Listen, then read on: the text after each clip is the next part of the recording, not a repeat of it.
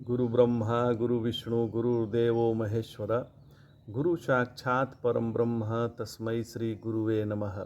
सदाशिवसमारंभां शंकराचार्य मध्यमाम् अस्मदाचार्य पर्यन्तां वंदे गुरु परंपराम्। ओम श्री गुरुभ्यो नमः। हम लोग कठोपनिषद पढ़ रहे हैं।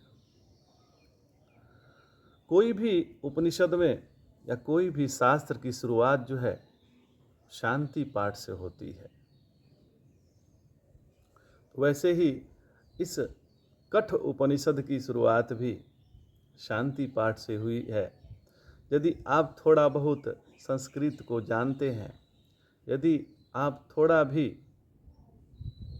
आपने संस्कृत को पढ़ा है, तो इस मंत्र का आप अवश्य श्रवण किए होंगे, इस मंत्र को आप अवश्य गाए होंगे।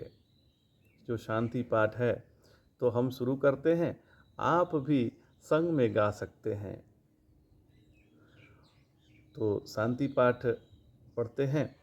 ओम सहना भवतु सहनौ भुनक्तु सह वीर्यं करवावहै तेजस्विनाधीतमस्तु मा विद्विषावहै। ओम, पहले ओम आया है। शास्त्र में जब हम कोई मंत्र को पढ़ते हैं, कोई भी मंत्र हो, तो पहले प्रणव से ही शुरू होता है। तो इस प्रणव का तात्पर्य क्या है? ओम का तात्पर्य क्या है? ओम का तात्पर्य है परमात्मा से। ओम मतलब परमात्मा। यदि हम अपने जीवन में परमात्मा को लाते हैं, यदि हम अपने कार्य में परमात्मा को लाते हैं, यदि हम चलते हैं परमात्मा के लिए, यदि हम कुछ भी परमात्मा के लिए करते हैं या परमात्मा में करते हैं, यह ध्यान रख के करते हैं कि परमात्मा है, इतना मात्र से हमारा मन एकाग्र हो जाता है। मन विषयों में नहीं भटकता, क्योंकि विषय तो परमात्मा हो जाते हैं। तो यदि आपका मन भटकता है तो ओम कहिए, मतलब परमात्मा का नाम स्मरण करिए। कोई भी नाम हो, परमात्मा का नाम लेते ही मन एकाग्र हो जाता है। इसलिए कोई भी साधु संत के यहाँ जाइए तो कहते हैं कि नाम जप करो, नाम स्मरण करो, क्योंकि वो जानते हैं कि नाम स्मरण से इसका मन एकाग्र हो जाएगा। इसीलिए वो ऐसा कहते हैं। तो परमात्मा जीवन में आते ही हमारा अंतःकरण शुद्ध हो जाता है, मन एकाग्र हो जाता है। तो यहाँ पर ओम बोले हैं। उसके बाद सहना भवतु। सहना भवतु मतलब हे परमात्मा, हम शिष्य और गुरु और शिष्य की साथ साथ रक्षा करें। सहनौ भुनक्तु, हम दोनों का साथ साथ पालन करें। और सह वीर्यं करवावहै, हम साथ साथ विद्या संबंधी जो है सामर्थ्य प्राप्त करें। इस विद्या संबंधी जो सामर्थ्य है हमारे में उत्पन्न हो, श्रद्धा उत्पन्न हो।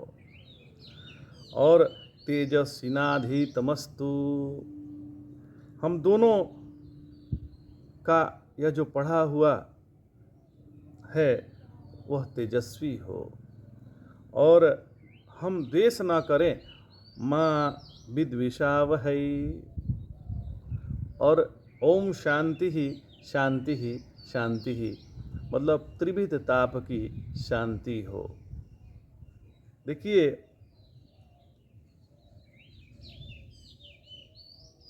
हम साथ साथ विद्या संबंधी सामर्थ्य प्राप्त करें। देखिए, सामर्थ्य में सबसे अच्छा जो सामर्थ्य है वह यह है कि पहले तो श्रद्धा होनी चाहिए। 4 जगह श्रद्धा अत्यंत आवश्यक है। पहला तो हमें शास्त्रों पे श्रद्धा होना चाहिए।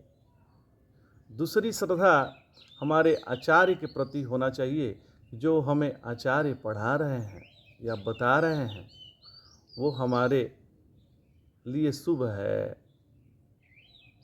हमें उसका पालन करना ही चाहिए, ऐसा श्रद्धा होना चाहिए।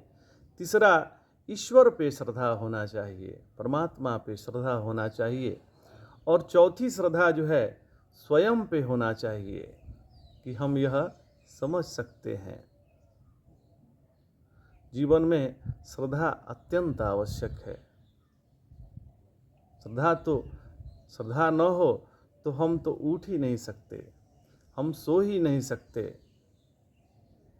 यदि हम नाई पे श्रद्धा नहीं करेंगे तो हम अपनी दाढ़ी नहीं बनवा सकते, बाल नहीं कटवा सकते। तो जीवन में श्रद्धा तो अत्यंत आवश्यक है।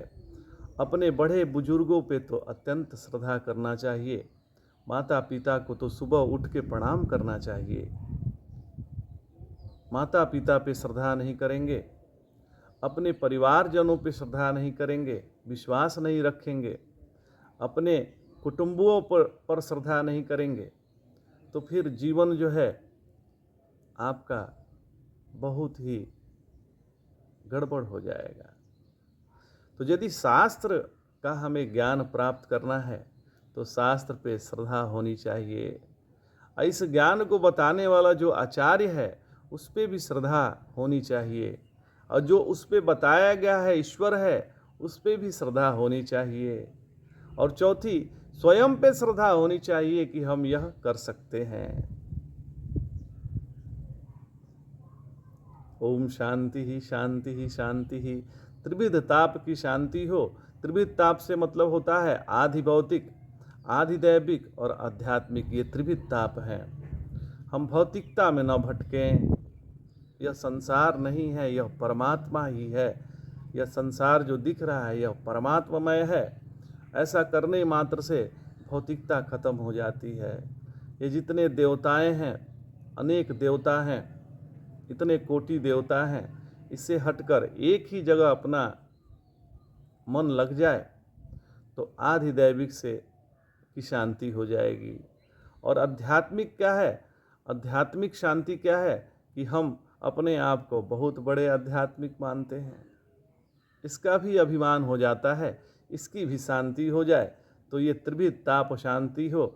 ओम शांति ही शांति ही शांति ही, यही इस शांति पाठ का तात्पर्य है। आज इतना ही। जय जय शंकर, हर हर शंकर, नमामि शंकर, भजामि शंकर। नमः पार्वती पतये, हर हर महादेव।